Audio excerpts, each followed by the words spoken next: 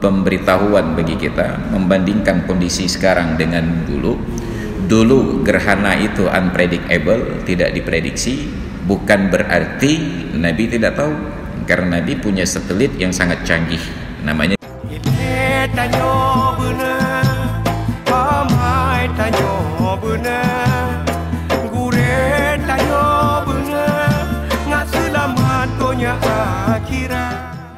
Bismillahirrahmanirrahim. Assalamualaikum warahmatullahi wabarakatuh. Alhamdulillahilladzi anzala ala 'abdihi al-kitaba wa lam yaj'al lahu 'iwaja qayyiman liyunzira ba'san shadidan min ladunhu wa yubashshiral mu'minin. Wassalatu wassalamu ala nabiyyina Muhammadinil Mustafa arsalahu Allahu basyiran wa nadhira wa da'iyan ila Allah bi'idhnihi wa sirajan munira. Wa qala Allah ta'ala fil Qur'anil 'azim, ya ayyuhalladzina amanu taqullaha haqqa tuqatih wa la tamutunna illa wa antum muslimun. Wa ba'du. Puji dan syukur kehadirat Allah, salawat dan salam kepada Rasulullah, keluarga dan sahabat beliau sekalian, hadirin dan hadirat jemaah salat maghrib, isya dan pengajian yang berbahagia yang dirahmati Allah. Masih kita di dalam pengantar kitab yang pertama dalam silsilatul aqidah, tulisan Dr. Muhammad Omar Sulaiman Al-Ashqar, dan kita kaitkan dengan fenomena kemarin ketika berlangsungnya gerhana matahari yang di masa Rasulullah hidup oleh para sahabat, mengait-ngaitkan peristiwa gerhana tersebut dengan hidup dan matinya seorang manusia.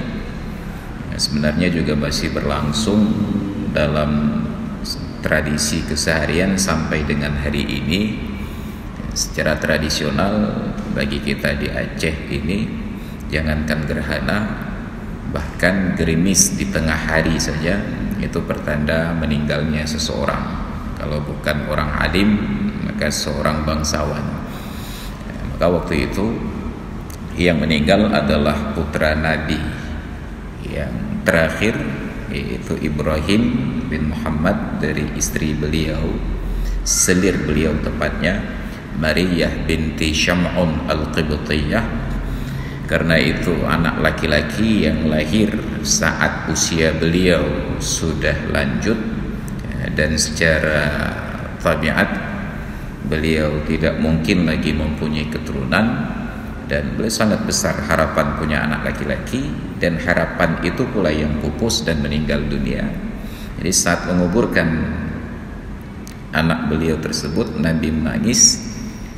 Linangan air mata itu pun dipertanyakan oleh para malaikat, alam tanhana an hadzal buka ya Rasulullah, bukankah anda telah melarang kami dari tangisan ini ya Rasulullah? Nabi menyatakan, al-ainani tazrifani wal qalbu yahzanu. Hati silahkan kedua mata berlinangan, dan silahkan hati berduka, tetapi mulut yang tidak boleh berbicara. Dalam bahasa Aceh disebut momo ba'u, meratap, an-niyahah dalam bahasa Arab. Di saat yang sama terjadi gerhana, maka terucaplah dari mulut sebahagian sahabat, tentu gerhana ini disebabkan karena meninggalnya Ibrahim putra Rasulullah. Dia ada dua hal di situ yang perlu kita kaji. Yang pertama, mereka kaitkan gerhana itu dengan meninggalnya putra Nabi, dan yang kedua, gerhana di hari itu tidak ada yang memprediksi sama sekali. Jadi kita kaitkan dengan fenomena yang kemarin. Gerhana kemarin itu sudah diprediksi, Maka sejak dari beberapa hari sebelumnya sudah diwanti-wanti melalui Kementerian Agama di setiap masjid agar kita melaksanakan sholatul kusuf, salat gerhana matahari. Baru sekarang kita tahu ternyata gerhana matahari bisa diprediksi. Bahkan para ilmuwan menyatakan gerhana cincin ini akan terulang dalam durasi waktu sekitar 20-30 tahun yang akan datang. Mungkin sekitar tahun 2050 sekian akan terjadi gerhana lagi. Kalau kita umurnya panjang, hidup sampai 30 tahun yang akan datang, tentu yang hadir-hadir sekarang banyak yang sudah pensiun ataupun meninggal dunia. Kita masih sempat melihat gerhana cincin.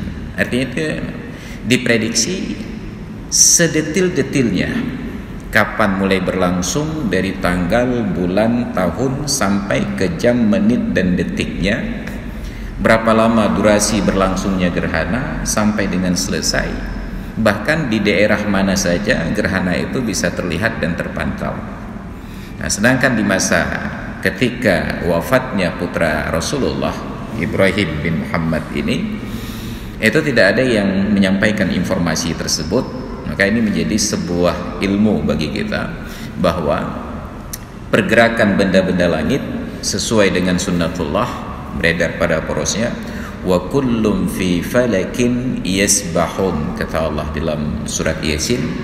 Wa kullun fi falakin, setiap yang ada di falak tersebut yasbahun.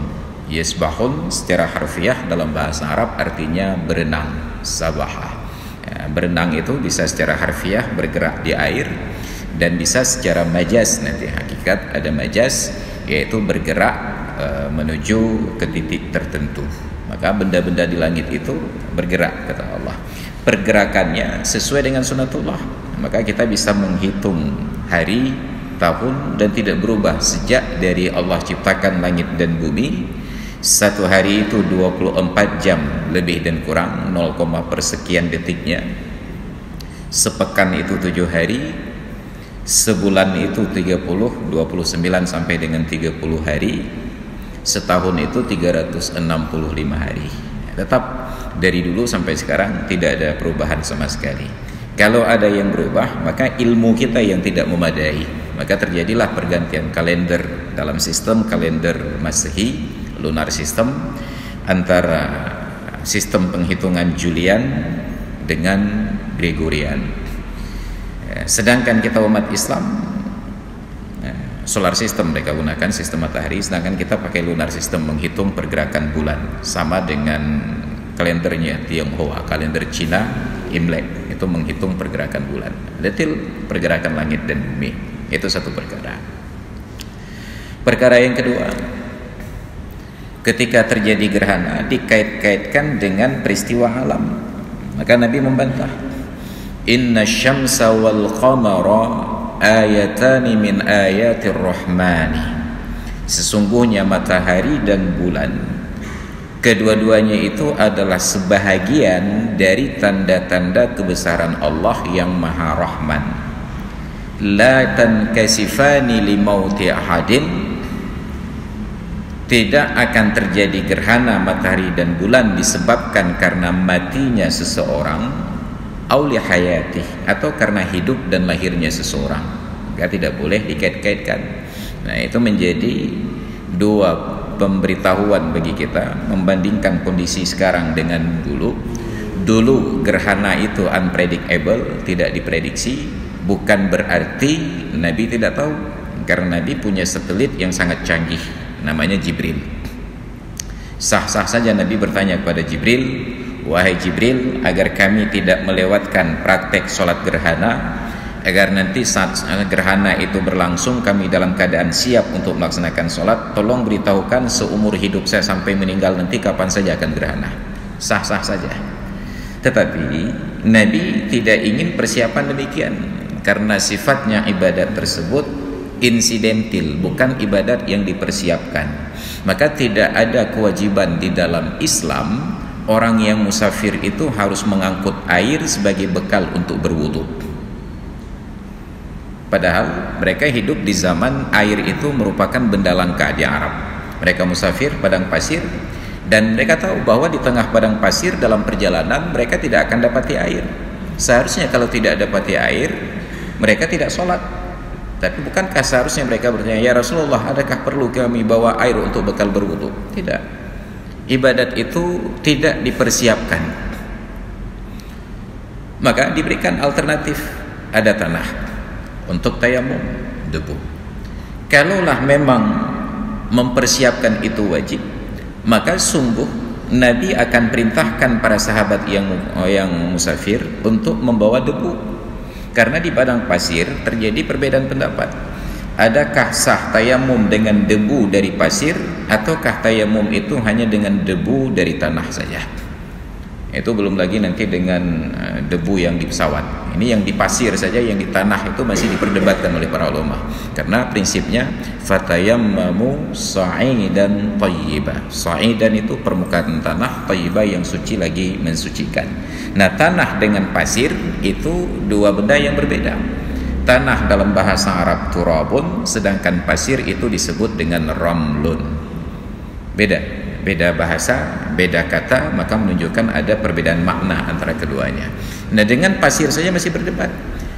Padahal jelas perjalanan sahabat itu perjalanan padang pasir. Tidak ada air, tidak ada tanah, hanya ada pasir saja sejauh mata memandang. Tapi tidak ada instruksi dari Allah dan dari Rasulnya, bila kalian melakukan perjalanan menempuh padang pasir, maka bawalah air untuk berwudu atau bawalah tanah untuk bertayamum. Tidak. Apabila ada air kalian berwudu, bila tidak ada air kalian bertayamum, bila tanah pun tidak ada, maka kalian laksanakan salat faqidut tahuraini. Salat orang yang ketiadaan dua alat untuk bersuci. Tidak ada air untuk berwudu dan tidak ada tanah untuk bertayamum. Padahal itu masih di permukaan bumi. Nah, apalagi dalam perjalanan hari ini bukan lagi menjejak di bumi, kita sudah seperti burung di udara. Tidak bisa mengajak pilot untuk singgah sebentar sholat zuhur, karena tidak setiap waktu sholat itu ada bandara. Sebab apalagi kita dari Indonesia ini, dari Aceh mau kalau ke Mekah itu harus lautan teduh, yang lautan Atlantik itu luas sekali, nggak bisa transit sembarangan. Jadi ketika kondisi sudah demikian rupa, kita santai saja, karena Islam tidak mewajibkan kita bawa air dan bawa tanah persiapan untuk sholat. Hanya apabila tiba waktu sholat, idza amartukum bi syai'in fa'tu minhu mastata'tum. Bila aku suruh mengerjakan sesuatu, kerjakan sebatas yang kalian mampu. Maka ada sholat faqidut tahuraini. Tidak berwudu karena tidak ada air, tidak bertayamum karena tidak ada tanah. Tapi pemerintah memaksa agar bertayamum di dinding pesawat. Saya nggak tahu di dinding pesawat itu bagian dalamnya ada debu atau tidak. Di luarnya ada debu. Cuma nggak mungkin orang ketika pesawat sedang terbang buka jendela untuk tayamum di sisi luar pesawat. Kalau itu dipaksakan untuk dilakukan, insya Allah mereka akan transit di akhirat, meninggal dunia semua, terjadi turbulensi. Di dalam kita tahu bahwa setiap kali pesawat itu singgah di bandara, saya tidak melihat prosesnya, hanya saya lihat di tayangan televisi. Ada National Geographic, itu salah satu acaranya untuk meliput kegiatan aktivitas di bandara-bandara tersibuk di dunia. Jadi pesawat di bandara sibuk itu singgah maksimal hanya sampai setengah jam saja. Turun penumpang, ada tersedia waktu kira-kira 15 menit. Dalam 15 menit itu sudah harus dimasukkan konsumsi untuk penerbangan berikutnya, sudah berganti pilot, dibersihkan, dimasukkan vacuum cleaner. Kalaupun ada bulu-bulu hidung kita yang terjatuh, sudah habis disedot semuanya. Nah, pertanyaannya, dari mana lagi datang debu? Jadi kemudian datanglah ustaz-ustaz kita mengajarkan, kalau tidak ada debu dalam pesawat, bawa debu ke dalam pesawat. Maka bungkus debu dalam plastik, dalam sapu tangan, dibungkus plastik, bawa dalam pesawat. Bayangkan kalau itu diamalkan oleh 400 orang penumpang pesawat haji, masing-masing bawa debu satu genggam. Habis marah-marah pramugari. Ini tanya hek tapi hewanya pudolam. Jadi inilah ketidakarifan. Nah, kayak Islam sudah berikan solusi, tetapi anehnya orang-orang yang mengerti Islam masih mencari solusi-solusi lebih dari yang ditawarkan oleh Islam. Maka tadi saya baca berita online, ada wakil presiden negeri tetangga minta kepada MUI untuk mengeluarkan fatwa agar bisa sholat tanpa wudhu, tanpa tayamum. Maka tidak perlu fatwa lagi karena hukumnya sudah ada. Bisa sholat tanpa wudhu, tanpa tayamum, tapi ada kondisinya. Kondisinya itu ketika tidak ada air untuk berwudhu dan tidak ada debu untuk bertayamum. Jadi tidak perlu fatwa lagi. Yang diperlukan fatwa itu dalam kondisi-kondisi tertentu yang tidak terdapat aspek hukumnya atau hukumnya itu harus lintas mazhab, maka baru kita perlukan fatwa. Maka ini persoalan bagi kita. Makanya oleh Rasulullah tidak memberitahukan kapan akan terjadi gerhana, walaupun boleh jadi beliau tahu, karena Allah bila berkehendak untuk memberitahukan kepada nabinya, beliau tahu apa yang akan terjadi sampai hari kiamat, berita-berita tentang hari kiamat, tapi hal-hal kecil tentang kapan terjadi gerhana tidak diberitahukan. Nah sekarang oleh kecanggihan teknologi kita tahu bahwa gerhana itu bisa diprediksi. Yang tidak bisa diprediksi hanya satu lagi, yaitu gempa. Kapan terjadi gempa, di mana dan berapa besar magnitudonya, itu tidak bisa diprediksi. Itu masih misteri. Salah satu sebabnya barangkali karena gempa itu adalah miniatur dari hari kiamat. Hanya salah satu nama kiamat itu adalah gempa, az-zilzalah. Orang Arab menyebutkan gempa itu zilzal, goncangan. Idza zulzilatil ardu zilzala. Jadi kemarin kita sudah menghadapi kondisi gerhana. Ada sebagian yang melaksanakan sholat, tapi di tempat-tempat yang dilaksanakan sholat, liputannya itu kita pantau di media sosial, alhamdulillah pokoknya adalah daripada Hanam Kupon, satu saf itu tidak penuh, hanya sekedar untuk seremonial saja. Karena saat terjadi gerhana kita tinggalkan tuntunan untuk mencari tontonan. Tuntunannya saat gerhana masuk masjid untuk sholat, prakteknya kita mencari tontonan, datang ke tempat-tempat yang strategis untuk memantau gerhana. Bahagian yang ketiganya, inilah perubahan penafsiran ilmu manusia, bukan ilmu Allah Ta'ala. Saat kita kaji di dalam kitab-kitab yang ditulis oleh ulama di masa lalu tentang bab gerhana, mereka katakan kalau gerhana pada bulan itu hakikat, sedangkan gerhana pada matahari adalah majaz. Kenapa? Kata mereka, yang pertama dari posisinya, mohon maaf ini bahasa para ulama di masa lalu dan saya bisa tunjukkan referensi kalau ada yang ingin tahu. Menurut para ulama di masa lalu, matahari itu di langit yang keempat dan bulan itu di langit dunia, langit yang pertama. Ini menurut ulama di masa lalu. Jadi bukan salah Al-Qur'annya, karena Al-Qur'an tidak pernah katakan matahari itu di langit yang keberapa. Al-Quran tidak pernah nyatakan bulan itu di langit yang keberapa. Ini pemahaman para ulama di masa lalu. Ternyata benar Al-Quran.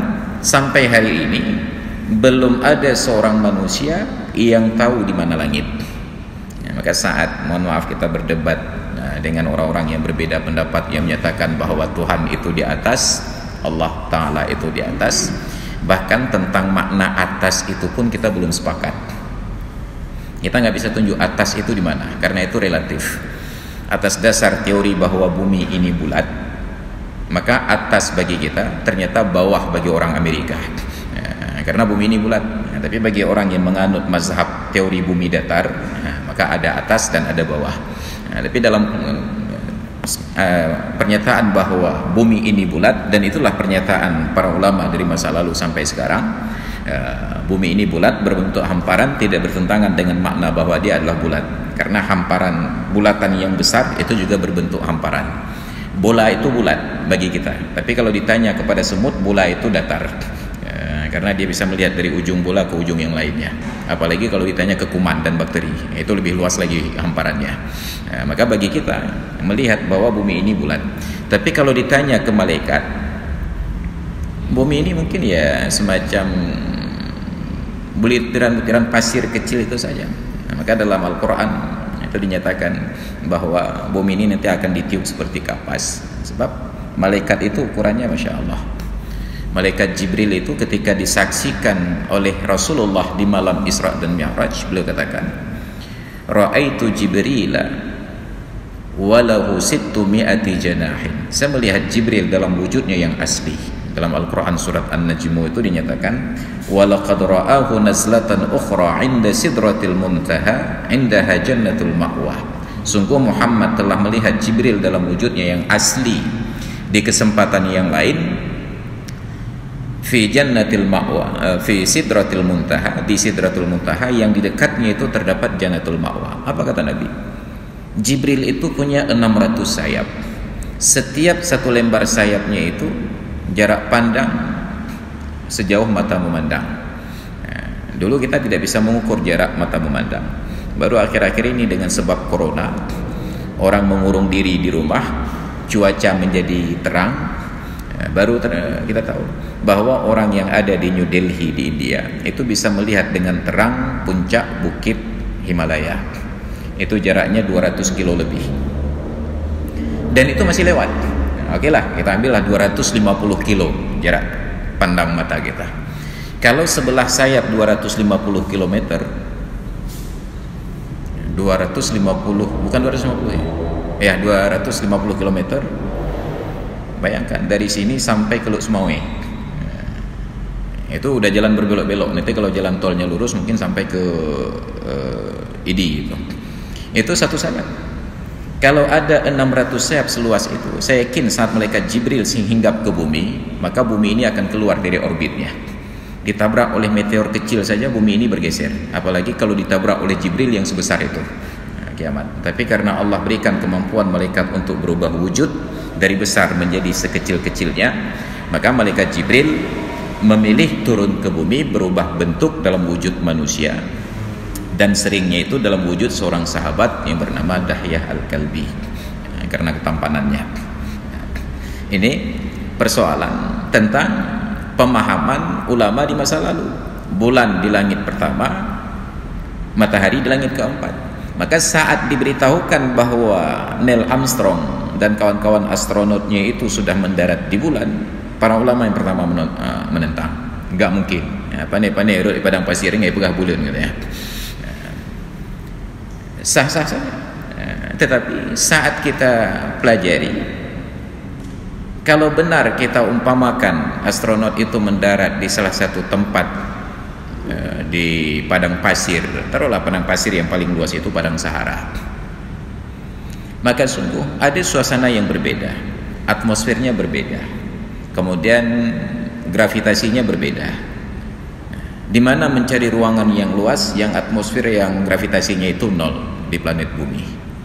Oke, itu meyakinkan kita bahwa benar sudah terjadi perjalanan ruang angkasa sampai ke bulan, tapi itu belum sampai ke langit, karena bulan itu baru satelit bumi, dan bumi ini salah satu dari 9 planet dalam sistem tata surya matahari, sedangkan matahari itu baru satu bintang dari miliaran bintang dalam gugusan galaksi Bima Sakti. Galaksi Bima Sakti baru salah satu galaksi dari miliaran galaksi di jagat raya ini. Ada galaksi Andromeda. Mungkin nanti saya akan cari galaksi baru namanya galaksi Chot Keung barangkali. Karena siapapun yang menemukan galaksi baru dia berhak untuk memberikan nama untuk galaksi tersebut. Sah-sah saja. Maka kita belum menjangkau langit. Belum menjangkau langit. Tapi para ulama di masa lalu menyatakan bahwa gerhana itu hakikat terjadi pada bulan, tetapi itu hanya bajas pada matahari. Kenapa? Karena bulan tidak mempunyai cahaya sendiri. Maka apabila cahaya matahari ke bulan terhalangi oleh bumi, hilanglah cahaya bulan.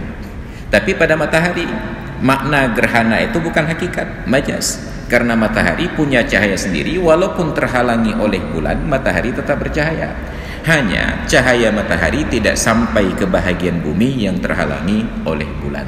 Itu penjelasan ulama. Sebahagiannya sudah benar, sebahagiannya masih harus dikaji ulang lagi tentang posisi bulan dan matahari di tempat-tempat tertentu. Ilmu tanyo benar, amai tanyo benar, kure tanyo benar, ngak selamat dunia akhirat. Ilmu tanyo benar, amai tanyo benar, kure tanyo benar, ngak selamat dunia akhirat.